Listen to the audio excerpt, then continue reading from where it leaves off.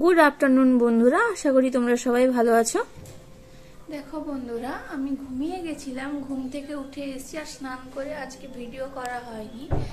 তো আমি ঘুম থেকে যখন উঠে দেখি আমার হাজবেন্ড স্কুল থেকে চলে এসেছে। আর দেখো আমি চলে এসেছি বেগুন পুড়তে, আর গ্যাসে বেগুনটা পুড়তে বসিয়ে দিয়েছি। আমি হালকা একটু সর্ষের তেল দিয়েছিলাম, দিয়ে বেগুনটা পুড়তে বসিয়েছি।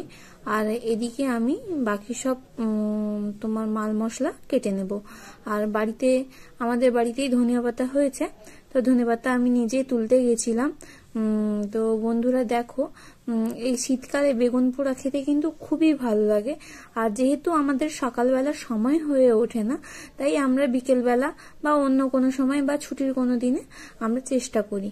আর এই দিকটায় দেখো বন্ধুরা, বেগুন পোড়া কিন্তু অর্ধেকটা হয়ে এসছে, আর হালকা কিছুটা হলেই কিন্তু বেগুন একদম রেডি হয়ে যাবে খোসা ছাড়ানোর জন্য। আর আমি কিন্তু মাঝখানটায় একদম পুরোটা একদম ফাঁক করে দিয়েছিলাম, দিয়ে পোকা আছে কিনা দেখে নিয়েছিলাম। আর এদিকে দেখো আমি পেঁয়াজ কেটে নিয়েছি, ধনেপাতা কুচিয়ে নিয়েছি, নুন, লঙ্কা আর অল্প একটু সর্ষের তেল নিয়েছি।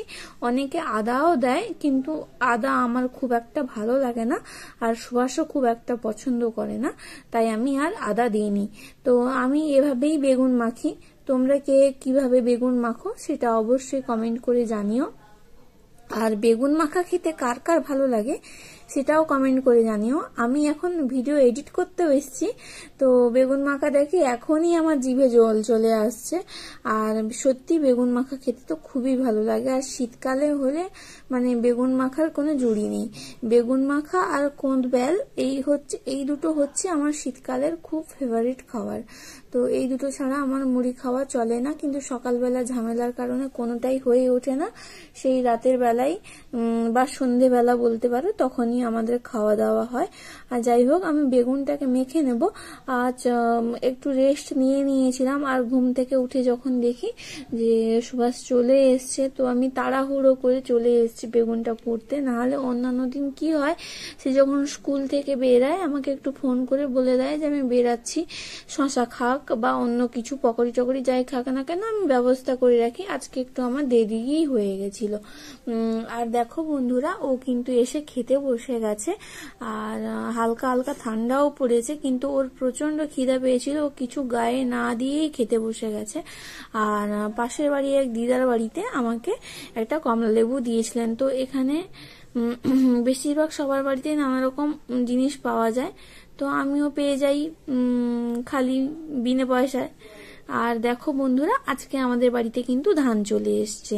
তো এর আগেও ধান এসছিল, আর রাতে এসছিল, সেই কারণে আমি ভিডিও করতে পারিনি।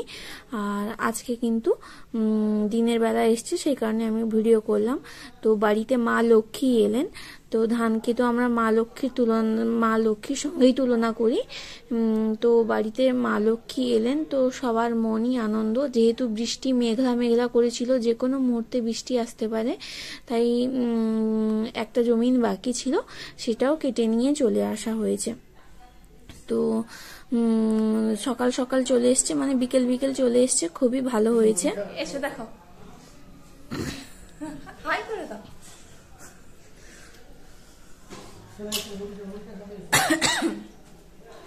ঠান্ডা লেগে গেছে। তুমি খাওনি এখনো? খাওয়া হয়ে গেছে, তোমার জন্য রেখেছি আমি সব। আর এদিকে কয়েকটা এমন্স বাদাম সকাল থেকেই ভেজানো ছিল, আর সকালবেলা খেতে সময় হয়নি, সে কারণেই আমি এখন খেতে বসে গেছিলাম। আর ছাড়িয়ে নিচ্ছি, তোমাদের সঙ্গে সেই ভিডিওটা আমি শেয়ার করছি। তো সারাদিন যা যা করি তোমাদের সঙ্গে সেগুলোই শেয়ার করি বন্ধুরা। আর তোমরা প্লিজ লাইক, কমেন্ট, শেয়ার করো, এবং প্রচুর প্রচুর ভালোবাসা দাও, যাতে আমি ভিডিও করার আগ্রহ পাই এবং তোমাদের সামনে নিত্য নতুন ভিডিও সব নিয়ে আসতে পারি। তো সকালবেলা যেহেতু খেতে সময় হয়নি, সে কারণে এখনই আমি খেয়ে নিয়েছি, মানে খেতে বসেছি আর কি। আর দেখো বন্ধু, তার মধ্যে একটা কিন্তু কিরকম টেরা ব্যাঁকা বেরিয়েছে। যাই হোক, টেরা ব্যাঁকা হোক তবুও আমার। তো আমি বাদাম টাদাম খেটে নিয়ে আমি একটু চা করতে চলে গেছিলাম। আর চা খেতে কার না ভালো লাগে বলো? যারা চা প্রেমী তারা চা ছাড়া থাকতেই পারবে না। তো সন্ধে হয়ে এসেছিল, মা গেছিলেন সন্ধে দিতে, তারপরে আমি চাটা করে নিয়ে আমি এবার খেয়ে নিয়ে একটু মোবাইলে কাজ আছে, কাজ করব, তারপরে আমি কিন্তু খাবার বানাতে যাব।